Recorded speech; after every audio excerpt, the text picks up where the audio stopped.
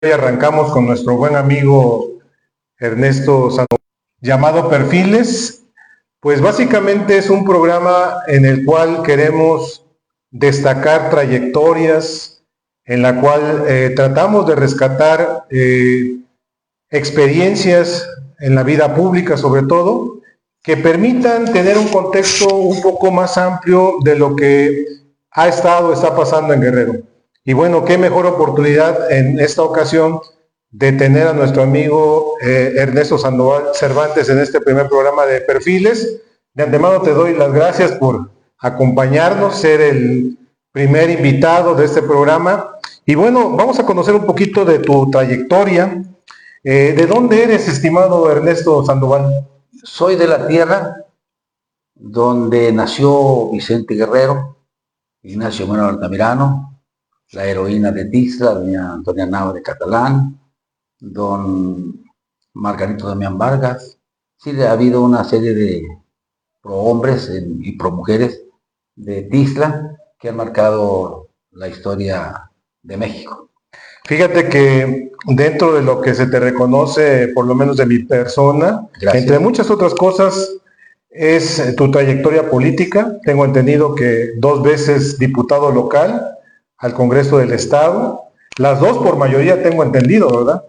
Tengo esa gran responsabilidad y esa gran satisfacción, porque ser diputado por representación proporcional es un poquito más fácil que ir a buscar el voto popular.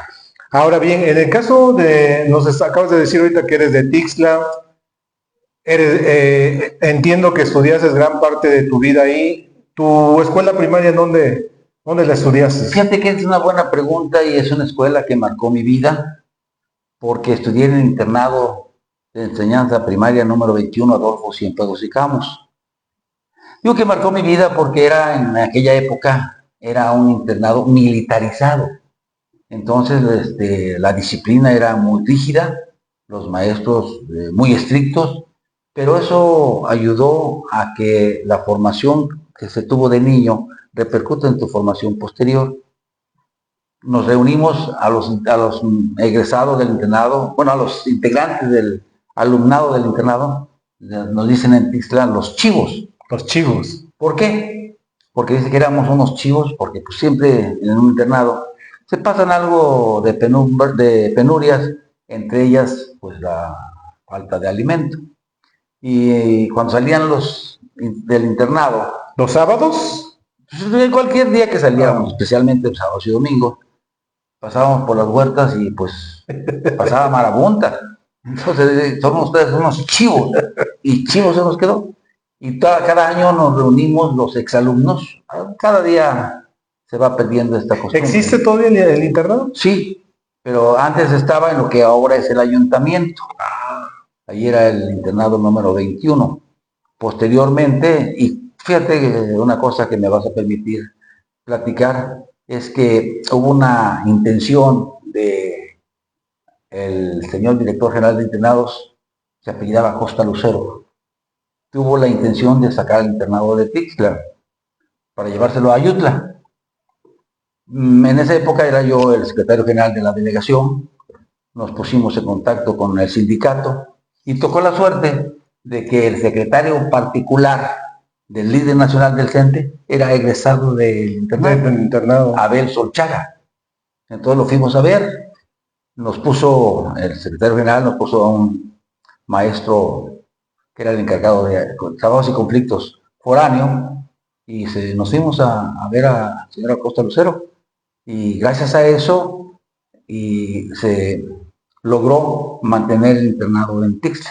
Que hasta la fecha se conserva. Hasta la fecha. Pero una de las condiciones que nos puso es que saliéramos de allí, del internado, que saliéramos del edificio, porque lo reclamaba el gobierno del estado. Afortunadamente, entonces el gobernador Nogueda Otero nos hizo favor de regalarnos un terreno y el edificio. Entonces nos mantuvimos ahí en el internado.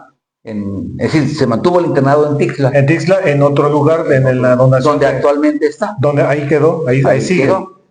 Yo, en cambio, en reconocimiento a mis méritos, me hicieron director de un internado de la zona norte y obviamente pues tuve que renunciar porque pues mis intereses no estaban en irme al norte, sino que me quedé en el internado y así fue como salí de internado siempre a secundaria. De acuerdo. Y la secundaria, creo también ahí en Tixla la estudiaste, ¿no? Sí, yo la primaria y la secundaria la estudié en Tixla, la estudié en la escuela prevocacional Baltasar Leiva Mancilla, que era una de las pocas secundarias que pertenecían al sistema estatal.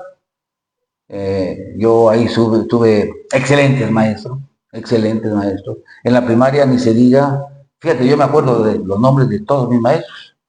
En primer año, Margarita Nava de González. Mira. Segundo, Macario Pantaleón. Tercero, Prócoro Barrera.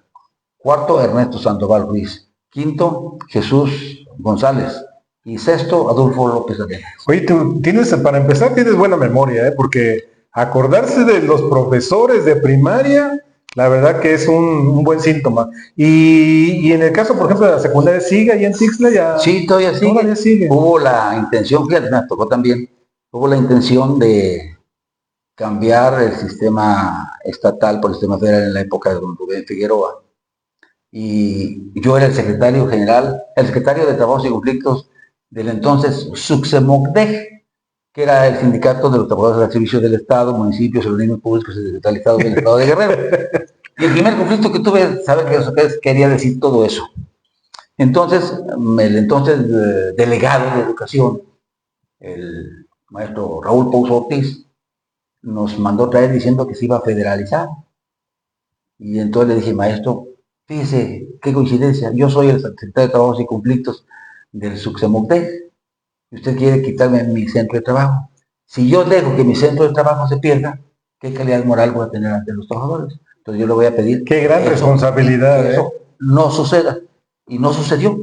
Formaron otra escuela, una secundaria federal número 2, y allá siguen las dos escuelas, la prevocacional de Tixla y la secundaria federal. ¿Y la prepa? Cuéntanos algo de tu educación media superior. Es que de la secundaria tuve la oportunidad, en aquella época, se hacían los exámenes del Centro Regional de Educación Normal, con mucha antelación, casi 5 o 6 meses antes, se hacía la preselección. Como eran regionales, yo tuve compañeros en la normal de Yucatán, de Chiapas, de Campeche. Entonces se hicieron los exámenes preliminares en toda esta parte. De ahí escogieron 1000 alumnos y ya fuimos a presentar los 1000 alumnos a la escuela, a los edificios del centro regional, y solamente nos quedamos 300.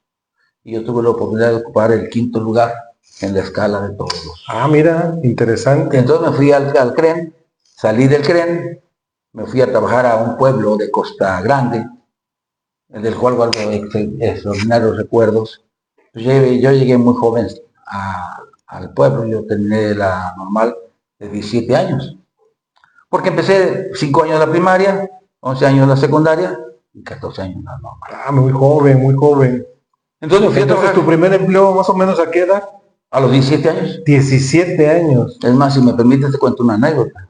Cuando iba yo a sacar mi RFC, fui a la oficina de Hacienda y me dice, oye, digo, no tengo RFC.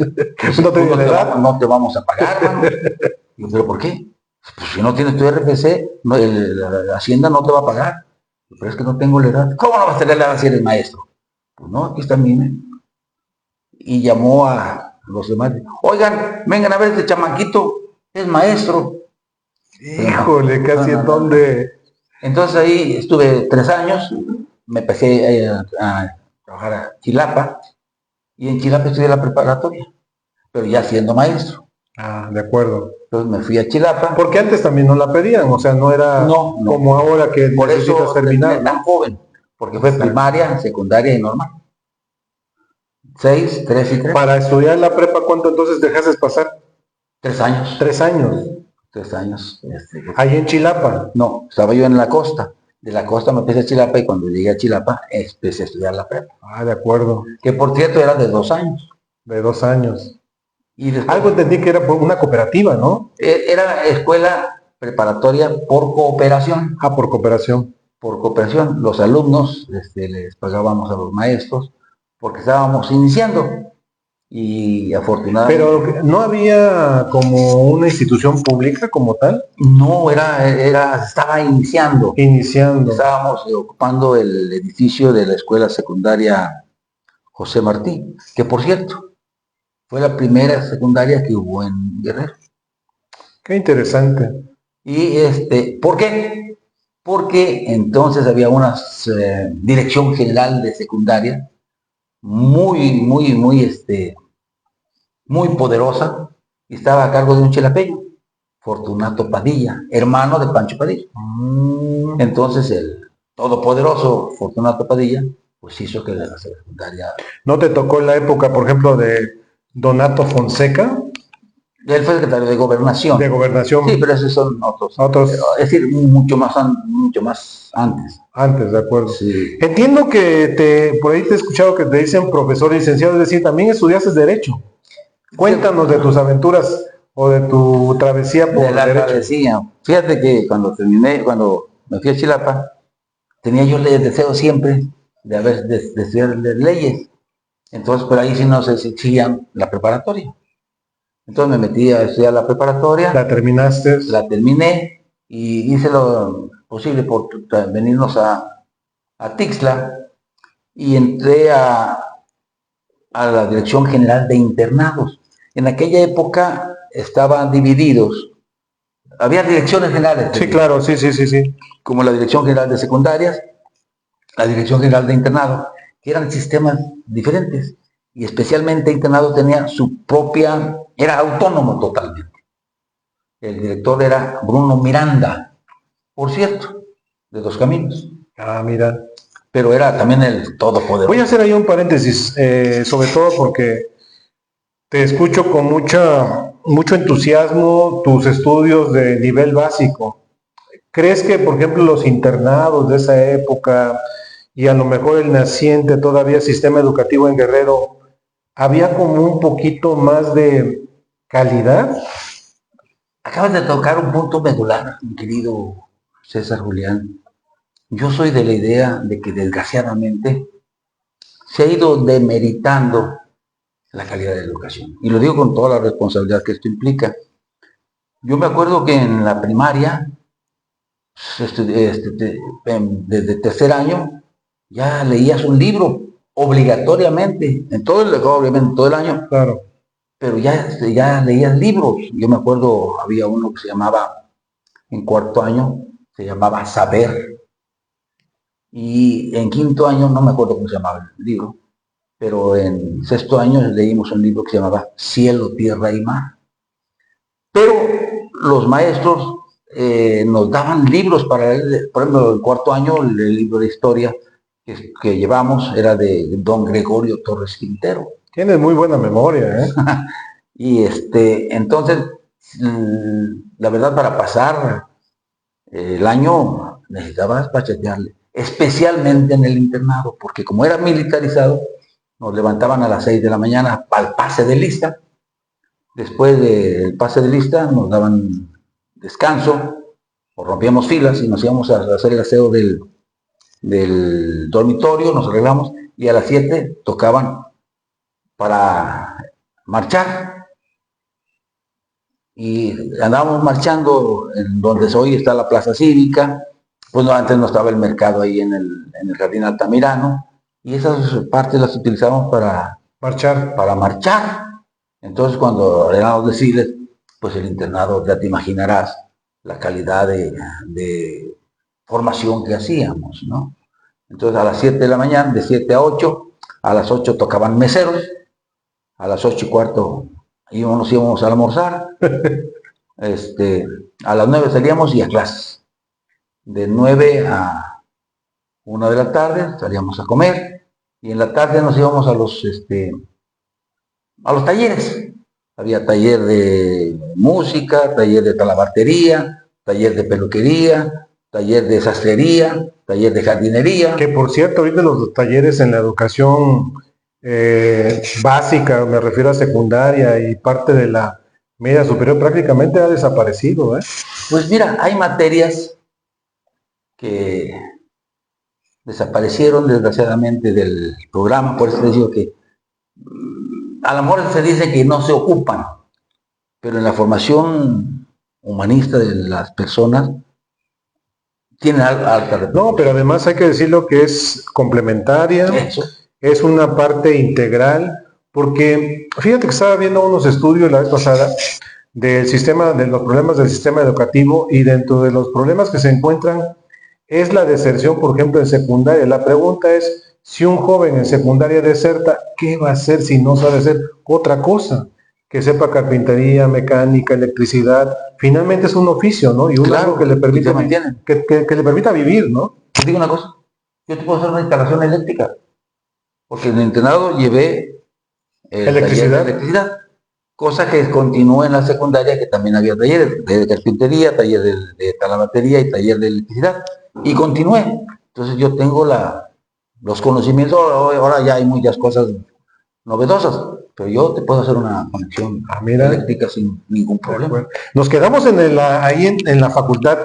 En la facultad de Derecho, ¿quiénes maestros? ¿Te acuerdas? ¿Algún profesor que te haya marcado o algo? Mira, tuve la fortuna, o tuvimos la fortuna ese grupo de tener excelentes maestros. Qué bueno.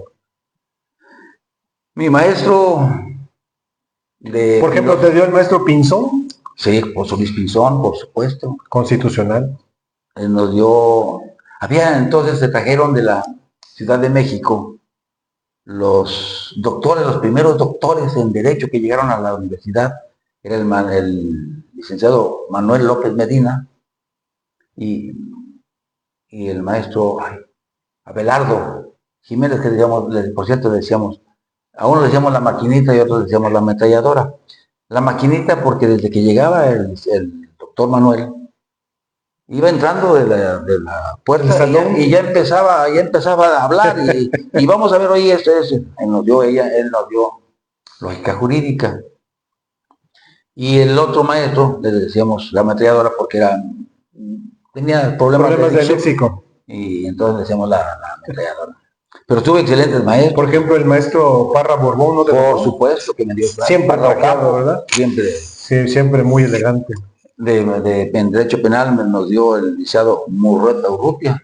Ah, no, ese no lo conocí. Nuestro maestro de economía fue el maestro Moreno Lecanda.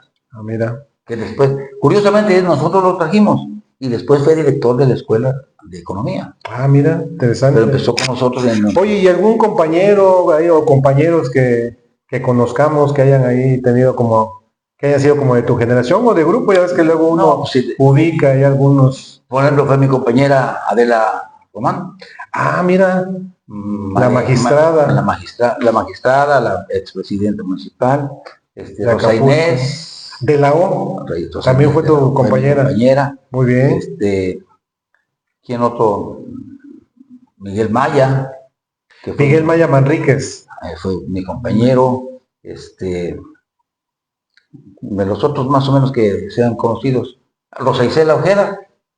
Ah, la maestra ahorita está en Acapulco, sí, cómo no, sí. A mí todavía me tocó que me diera también la maestra Rosa Isela. Oye, compañera.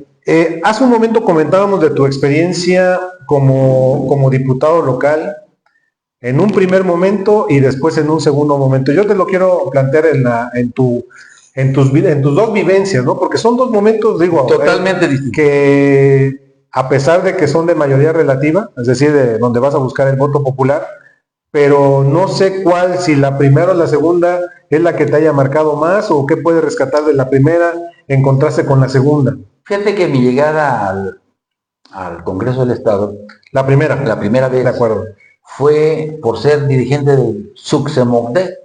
Ah, mira. Que se le daba una diputación, bueno, se asignaba una diputación al sindicato de maestros. Ah, mira, interesante. Y uno a los... Ese sindicato que nos dices, ¿qué es lo que sería en la actualidad? Más o menos el SUSPE.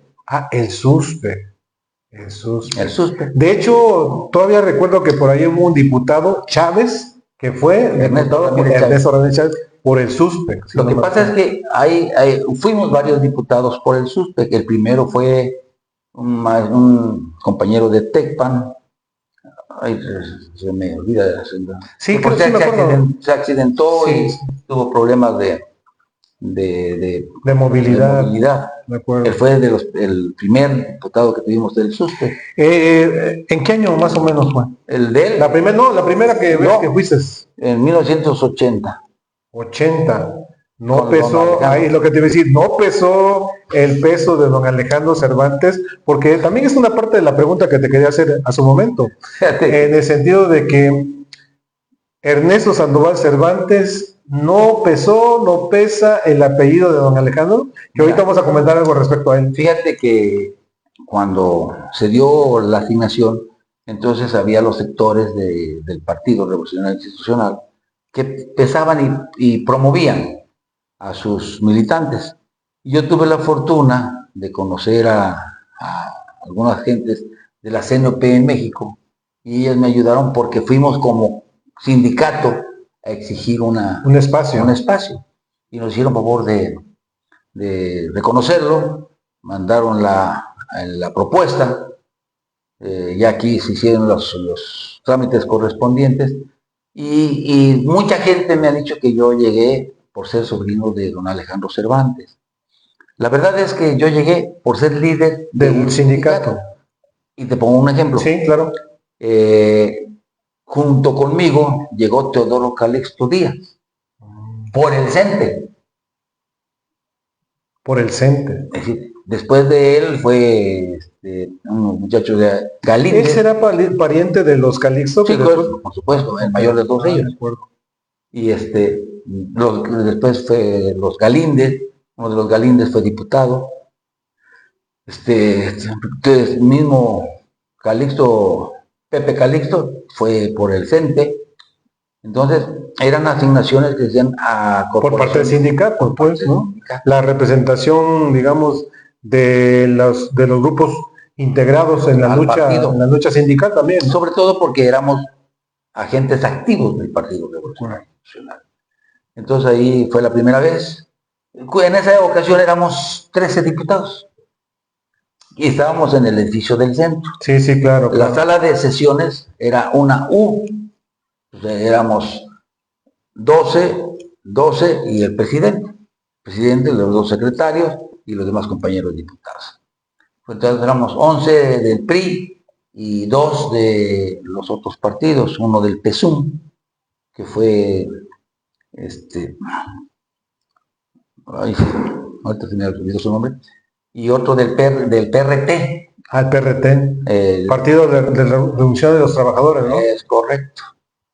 Germán se llamaba mi compañero y le decíamos Trotsky. Él se hacía decir que era Trotsky. Y el otro fue Manuel Hernández Gardea. Del PSUM. Sí, sí, me acuerdo. Ellos fueron mis dos compañeros diputados de los otros partidos y nosotros éramos 11 del PRI. Primer distrito, José Rubén López Catalán. Segundo distrito, Ernesto Sandoval. Tercer distrito era Costa Grande, que era Bailón. Bailón. Su papá de Celestino. Y curiosamente, fui diputado con su papá de Celestino y fui diputado con Celestino. Y voy a ser diputado con su hijo de él. Bueno, pues ahí está, ¿no? Ya está registrado aquí en el programa. Y esa, digamos, es la primera parte, pero si lo comparas con tu segunda etapa, ¿cuántos años después? 20 años después. 20 años después. 20 años, fui en la 50 y en la 56. La 56 estamos hablando del 2000, ¿qué? ¿No, 2002? 2000, del año 2000. 2003 entonces. 2003. Mira, de acuerdo. Y ahí mis compañeros fueron, entre otros, Manuel Añorbe, Héctor Astudillo, Héctor Apresa,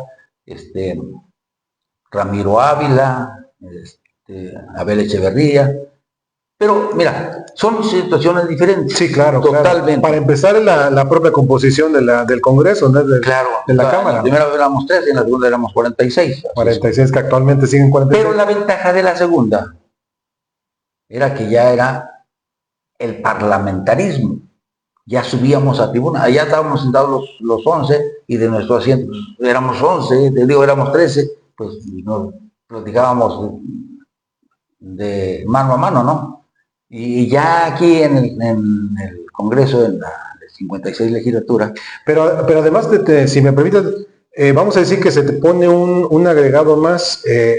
Acuérdate que en el 99, la 55ª, es decir, una antes de la que tú estás comentando, hacen el traslado del centro a las actuales instalaciones. Pero también recordar lo siguiente, creo que si algo debe reconocer el Congreso es, por ejemplo, en ese momento al presidente de la Comisión de Gobierno, me estoy refiriendo al señor Florencio Salazar, porque entre otras cosas, de lo que yo recuerdo es crear el Instituto Eduardo Neri, el Diario de los Debates, es decir, el Congreso entra en una etapa de profesionalización, yo así lo llamo. Así es. Y creo que a ustedes les toca como dar continuidad a ese inicio, no sé. Es correcto, totalmente de acuerdo. Allá éramos 11, estábamos sentados en un salón que será 10 por 15, y aquí pues era salón de plenos, subes a tribuna, te haces la misión, la actividad de un diputado. De acuerdo. Ya subes a tribuna, se hace el debate. Por ejemplo, en tu primera oportunidad, ¿había comisiones, integraste comisiones? Sí, por supuesto, había comisiones. Pero como que eran de trámite, ¿no? No eran sé. De trámite, propiamente. No había oposición, teníamos problema. Y las comisiones, pues generalmente lo que hacía el trabajo era el oficial mayor. Y ya nosotros poníamos un poquito de nuestra cosecha, obviamente, que recogíamos algunas peticiones, algunas inquietudes de la sociedad y las incluíamos en las leyes, ¿no? De acuerdo. Pero ya aquí estamos hablando, si dices que fue 2000, bueno, la segunda vez. Me refiero a nivel federal, estamos hablando de La Bastida y de gobernador estaba René Juárez. Sí, claro. René Juárez, ¿verdad? Sí, claro. Nosotros fuimos la primera legislatura de René Juárez.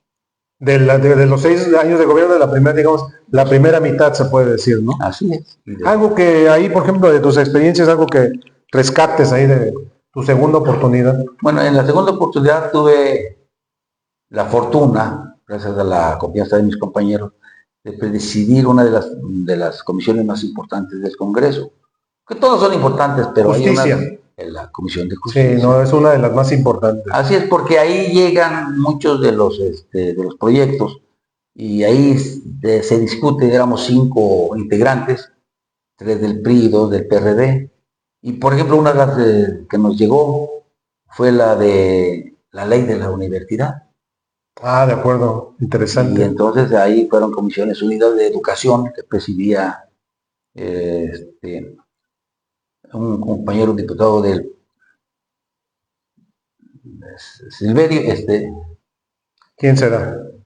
que por cierto tuvo la desgracia de que lo asesinaron.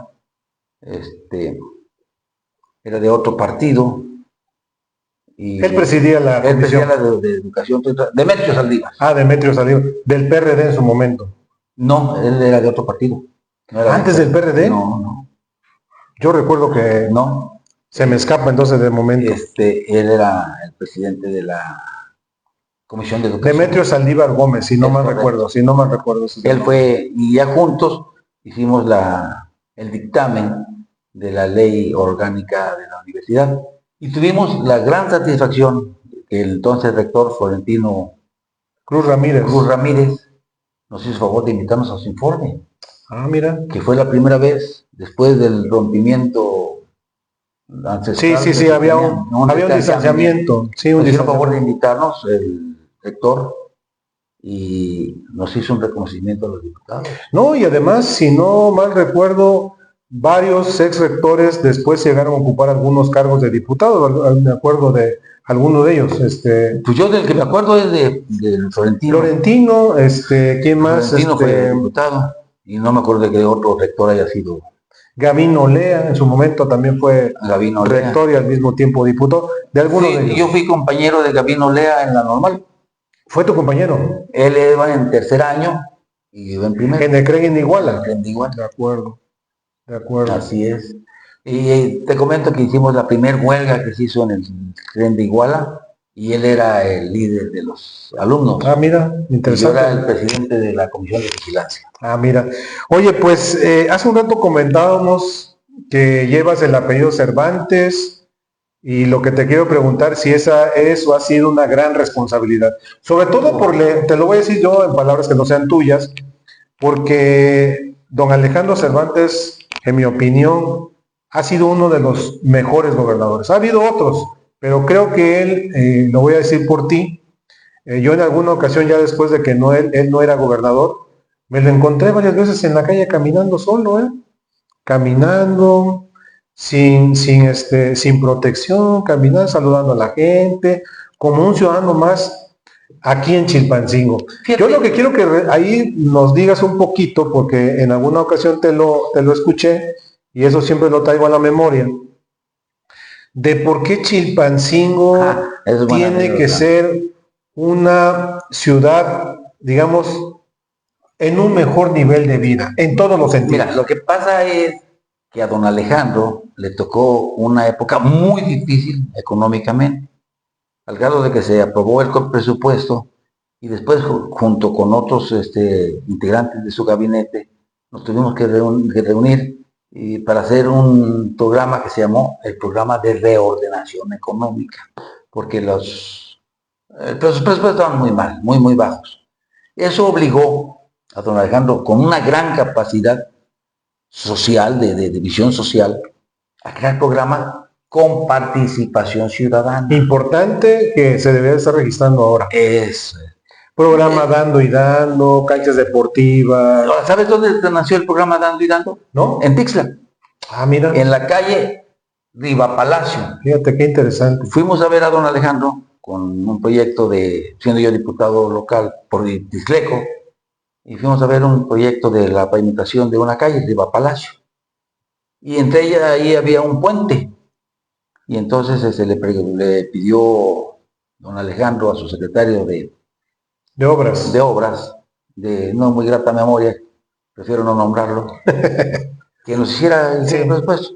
Y resulta que nos pavimentaban la calle con el puente en 10 millones de pesos, de aquellos pesos. Sí, claro, claro. Y entonces pues, le dice Ernesto, no es posible. Le digo, oiga, y si nosotros ahí en la calle hay algunos ingenieros, si ellos se hacen cargo de la obra, dice, si se hacen responsables mediante una carta de responsable que firmen los planos y eso, adelante. Y mi querido amigo, con los 10 millones, fíjate nomás, pavimentamos 4 calles. No una calle. No, 4. 4 calles. Hicimos 2 puentes. Oye, muy bueno, ese es muy buen programa. Ahí nació el programa Dando y Dando. Y otro de los programas... Fíjate que voy a hacer rápidamente un paréntesis. Creo que lo que tú planteas, del programa Dando y Dando, es una oportunidad que hemos desaprovechado porque desafortunadamente ahora se ha estado solo dando, pero del otro lado, es decir, la participación ciudadana no lo hay, y eso hay estudios que señalan que cuando el ciudadano no participa, no lo siente. No lo siente, exacto, y en consecuencia puede destruirse, puede malgastarse, puede ser, digamos, una obra mal hecha y no pasa nada. Pero en realidad hay un deterioro, en este caso, en el desarrollo comunitario. Correcto. Entonces, él creó una serie de programas, de los que yo recuerdo ahorita, Dando y Dando, canchas deportivas. Canchas deportivas. Es decir, el gobierno ponía el material industrializado y la gente ponía la mano de obra y los materiales de la región. Canchas deportivas, aulas comunitarias. Aulas comunitarias. Y hay un programa que me tocó vivir que se llamaba Crédito a la Palabra. ¿Qué pasó? Estábamos con don Alejandro con el gobernador, en el Casa Guerrero, y llegó un campesino. Y recuerdo mucho que estrucando su sombrero, le daba vueltas y le decía, gobernador, no tenemos dinero para comprar los insumos, semillas. No tenemos dinero. Préstenos dinero. Nosotros te lo vamos a pagar. Le doy mi palabra de hombre que le voy a pagar. Y ahí nació el programa. Y ahí nació el programa. Qué interesante, fíjate. Lo curioso fue esto, que ya eso yo de números no soy muy ducho, pero ¿sabes cuánto fue el porcentaje de recuperación? Del 96%. Hombre, pues sí. Los campesinos Tenían volvían a palabra, pagar. daban su palabra. Sí. Qué interesante. Y así nació, me recuerdo que le daba, no recuerdo exactamente, era que era un campesino de Tierra Caliente, y le daba vueltas al sombrero así, estrujándolo. Préstenos dinero, gobernador. Le doy mi palabra de hombre que se lo voy a pagar. Qué interesante. Y ahí mandó traer al secretario de Finanzas. Te tocó vivir toda esa época de don Alejandro. Si quisieras, ahora sí que decir en el aire, ¿qué faltó? O sea, 6 años es muy corto, pero ¿qué crees que haya faltado? Sobre todo, por ejemplo, aquí en Chilpancingo. Recuerdo que, por ejemplo, acuérdate que acá en el circuito Río Azul prácticamente lo reconstruyó, cayó en ese proyecto. Pero para el caso particular, porque bueno, aquí vivimos en esta ciudad, ¿qué crees que lo que haya faltado? Mira, en primer lugar, obviamente, faltó dinero. Es decir, eso fue un aspecto fundamental que truncó muchos de los proyectos que tenía don Alejandro. Pero una ocasión estábamos platicando con él y le decía, oiga, don Alejandro, ¿y por qué este proyecto para Chilpancingo? Oiga, ¿por qué otra vez Chilpancingo? Y se voltea él molesto con su dedo, él tenía mucho Dedo flamígero. su dedo flamígero, y dijo, Ernesto, no es Chilpancingo, es la capital de los guerrerenses, Claro. que te quede claro. Y Coincido. obviamente eso, ante ese argumento y ante esta contundencia, no tuve más que aceptar que efectivamente Chilpancingo es nuestra capital. Sí, claro. Y le falta mucho a nuestra capital, desgraciadamente. Yo tuve la oportunidad de conocer ahorita unas calles que verdaderamente no hay baches. Son verdaderos pozos, son unos pozos artesianos de lo profundo que están. Sí. ¿Qué falta Chilpancingo? Pues falta un poquito más de atención, sobre todo del gobierno estatal y del gobierno federal. El gobierno estatal no tiene la capacidad y el gobierno federal gasta en otras cosas, como el plan, el Tren Maya, el AIFA, Y otras obras más. Y otras obras más que sale sobrando, es decir, que podrían bien utilizarse para el desarrollo de los estados. Cuando López Portillo creó una conferencia que se llamaba precisamente en Guerrero, aquí en Casa Guerrero, hay una plaza, una construcción que se llama la Plaza de la República. López Portillo tenía la costumbre de en cada estado hacer las reuniones de la República, donde se juntaban todos los gobernadores de toda la República y hacían planteamientos. Y don Alejandro hizo un planteamiento que decía, señor presidente, nosotros le pedimos para Guerrero, porque Guerrero ha aportado mucho a la historia, pero sobre todo porque no se puede dar trato igual a desiguales. Esa está registrada, ¿eh? El trato igual, me recuerdo mucho esa frase. Entonces él se lo dijo a López Portillo y hubo un poquito de inyección federal, pero no lo suficiente. Pero fue esa frase que ha faltado mucho recurso económico. Oye, pero también sabemos que tienes algunos dotes literarios, ¿no?